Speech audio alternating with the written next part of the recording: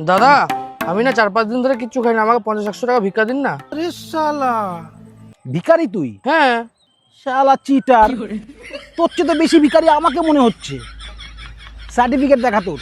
আমাদের মতন গরিবদের কোনো সার্টিফিকেট থাকে না। আরে ভিখারির পোশাকে ভিখারির সার্টিফিকেট?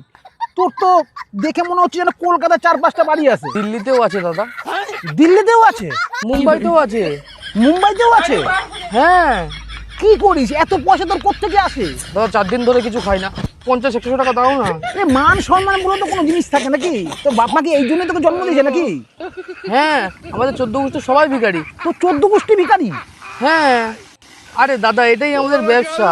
আরে ব্যবসা তো অনেক কিছু করা যায়, একটা চায়ের দোকান খুলে ফেল না। আরে না না, আরে কি না, কি সমস্যা? এই ভিক্ষা করা সবথেকে সহজ ব্যবসা।